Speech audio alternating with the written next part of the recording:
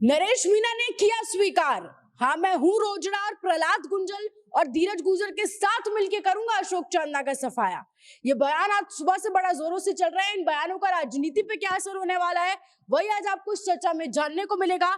चर्चा के लिए राजनीतिक विश्लेषक सोमदत्त जी हमारे साथ है। नमस्कार सर। जी नमस्कार। जी सर, नरेश मीना और अशोक चांदना के बीच ये जो वार पलटवार चल रहा है इसे किस तरीके से देखते हैं सर आप? मैडम, मामला बड़ा गंभीर हो गया है कांग्रेस के लिए, और वो भी कोटा हिंडौली के क्षेत्र में, क्योंकि कांग्रेस के ही जो अपने लोग हैं वो भिड़ गए हैं। और एक दूसरी चीज ये भी साफ हो गई है कि जो दर्द है प्रहलाद गुंजल जी का, नरेश मीणा जी का, वो बहुत ज्यादा बढ़ चुका है और अशोक चांदना जी इस दर्द को लगातार बढ़ा रहे हैं। वो ये नहीं समझ रहे हैं कि किन चीजों से बचना चाहिए। अपनी राजनीति के लिए अशोक चांदना जी संकट खड़ा कर रहे हैं, क्योंकि नरेश मीणा कोई कम प्रभाव वाले व्यक्ति नहीं रह गए अब हिंडौली क्षेत्र के लिए। आपको वहां के राजनीतिक समीकरण भी समझने होंगे।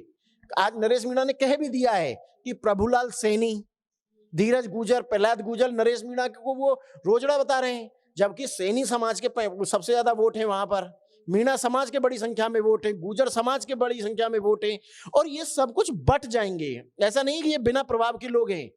क्या ऐसा नहीं है कि प्रहलाद गुंजल जी के बिना सपोर्ट के आप वहां अशोक चांदना जी जीत जाएंगे, या धीरज गुर्जर जी के बिना जीत जाएंगे, या नरेश मीणा के बिना जीत जाएंगे?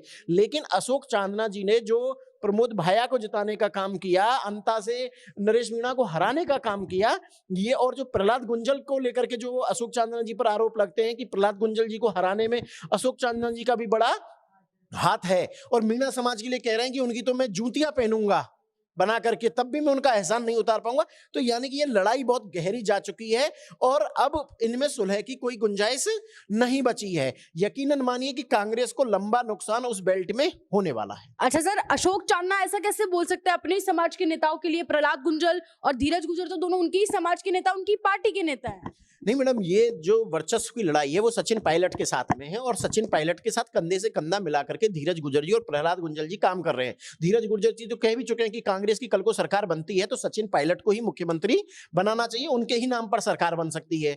तो अब अशोक चांदना जी को टक्कर लेनी है सचिन पायलट से, तो इनको वो मान लिए हैं प्यादे कि ये ही सचिन पायलट को मजबूत कर रहे हैं। तो अब सचिन पायलट को निपटाने के लिए, गुर्जर समाज का सबसे बड़ा नेता बनने के लिए, सबसे पहले तो प्यादों को हटाना पड़ेगा। जैसे चेस में सबसे पहले कुर्बानी प्यादों की ली जाती है या दी जाती है, तो बिल्कुल प्यादों की तरह से वो इनको चाहते हैं। अब यहां से एक चीज तय है, या तो अशोक चांदना जी खुद नष्ट हो जाएंगे या वाकई में गुर्जर समाज के सबसे बड़े नेता बन जाएंगे। लेकिन हालांकि ये इतना आसान नहीं है, इसकी प्रोबेबिलिटी 1% से भी कम है, क्योंकि सचिन पायलट जी को टक्कर दे पाना, उनसे लड़ पाना, क्योंकि खुद अशोक चांदना जी सरेंडर कर दिए।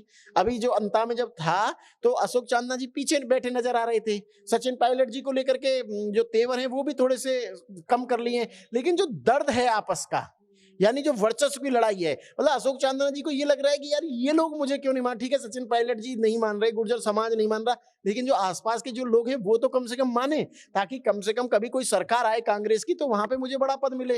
लेकिन लग रहा है कि राजनीति अशोक चांदना जी अपनी खत्म कर लेंगे नरेश मीणा, प्रहलाद गुंजल जी और धीरज गुर्जर जी से लड़ करके। अच्छा सर, प्रहलाद गुंजल और धीरज गुर्जर क्या वाकई बहुत ज्यादा हानिकारक है क्या अशोक चांदना के लिए, फिर उनकी राजनीति के लिए? नहीं नहीं नहीं, बिल्कुल भी हानिकारक नहीं है।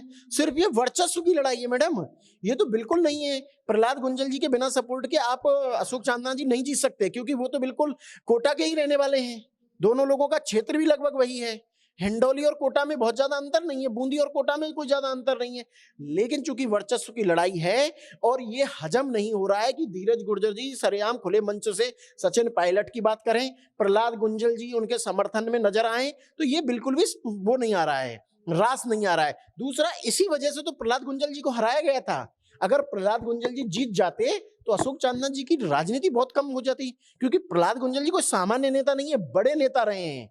चाहे वो जब भाजपा में थे तब भी बड़े नेता थे, आज कांग्रेस में है तब भी बड़े नेता हैं। इसी वजह से उन्होंने ओम बिरला जैसे, जो कि लोकसभा अध्यक्ष तब भी थे और आज भी हैं, ऐसे व्यक्ति को उन्होंने टक्कर दे दी। मात्र 50,000 वोटों से भी कम वोटों से हारे हैं। अगर उनका साथ दे दिया होता अशोक चांदना जी ने, तो आज एक और कांग्रेस का सांसद होता राजस्थान के अंदर, और नरेश मीणा जी ने साथ दिया था। तो लेकिन दिक्कत यही है, क्योंकि अब अशोक चांदना जी को भी समझ में आ गया है कि एक ही शेर रह सकता है इस जंगल में, नहीं तो प्रहलाद गुंजल जी खतरनाक, उनके लिए हानिकारक है। और धीरज गुर्जर जी चूंकि सचिन पायलट के खुलेआम प्रशंसक हैं तो वो भी उनको रास नहीं आ रहा है। अच्छा, इन लोगों का नरेश मीणा से बड़ा अच्छा गठबंधन है और नरेश मीणा जी एकदम धुर विरोधी, धुर दुश्मन आप कह लीजिए। जैसा कि आज उन्होंने जवाब भी दे दिया, हाँ रोजड़े हैं और अगर हम फसल में घुस गए तो तुम्हारी फसल को चौपट कर देंगे हिंडोली से। तो एकदम आप साफ मान के चलिए कि अशोक चांदना, कांग्रेस की राजनीति कैसी भी हो लेकिन इन बयानों से अशोक चांदना अपनी राजनीति के लिए संकट खड़ा करते जा रहे हैं। अच्छा सर, ये कांग्रेस में चल क्या रहा है? कांग्रेस के नेता आपस में ही लड़ने में लगे हुए हैं। ये कांग्रेस के लिए कितना हानिकारक होने वाला है, स्पेशली राजस्थान कांग्रेस के लिए? नेता आपस में ही लड़ रहे हैं सर। ये कांग्रेस के लिए बड़ा खतरनाक है, लेकिन इसके पीछे के आप समीकरण समझिए। क्योंकि अशोक चांदना जी गहलोत को गुरु मानते हैं, तो गुरु गहलोत को बचाने के लिए, क्योंकि है क्या कि पूरा समीकरण सचिन पायलट के, कांग्रेस की राजनीति सचिन पायलट के इर्द गिर्द है। क्योंकि कांग्रेस ने ये मान रखा है कि हर 5 साल में सरकार बदलती है, तो अकॉर्डिंग टू कांग्रेस अगली सरकार कांग्रेस की बनने जाने वाली है, तो मुख्यमंत्री कौन बनेगा? अब अगर कांग्रेस कमजोर नहीं हो तो पता चले सचिन पायलट जी के नाम पर 150 सीटें आ गई कांग्रेस की। भाई जैसा इतिहास है राजनीति का उस हिसाब से सचिन पायलट जी के नाम पर 150 आ गई। अब गुरु गहलोत की जो सीटें हैं वो उनके समर्थकों की यही 40, 30, 35, तो सचिन पायलट को कौन रोकेगा मुख्यमंत्री बनने से? लेकिन जो ये आपस में लड़ाई चलती रहे, एक आध प्यादे की कुर्बानी भी दे दी जाए अशोक चांदना जैसों की, तो भी गुरु गहलोत मुख्यमंत्री बन जाएंगे, तो वो अपने चेलों को सेटल कर ही लेंगे। तो ये पूरा का पूरा जो समीकरण है वो ये है कि कांग्रेस अगर अगली बार सरकार में आए तो भी सचिन पायलट मुख्यमंत्री ना बन पाए, ताकि सीटें बहुत कम आए। और इवन ये है गहलोत गुट जो है वो ये कुर्बानी देने को भी तैयार है कि हम 5 साल और इंतजार कर लेंगे लेकिन कांग्रेस की सरकार ना बने, और कांग्रेस की सरकार बने तो पायलट मुख्यमंत्री ना बने। क्योंकि पायलट जी का राजनीतिक करियर अभी बहुत लंबा है, तो सिर्फ पायलट जी को रोकने के लिए, और मैं बड़ी जिम्मेदारी से इस बात को कह रहा हूं कि ऐसा भी संभव है कि गुरु गहलोत का गुट कांग्रेस को 2 हिस्सों में बांट दे अगले विधानसभा चुनावों से पहले, सिर्फ और सिर्फ सचिन पायलट को मुख्यमंत्री बनने से रोकने के लिए। बहुत शुक्रिया सर, बहुत बड़ी बात बोले हैं आप कितनी सहमति इन बातों पर जताएंगे कमेंट सेक्शन में, वहां पे आपकी राय जरूर बताएं और ऐसे जुड़े हैं राजस्थान के साथ। नमस्कार।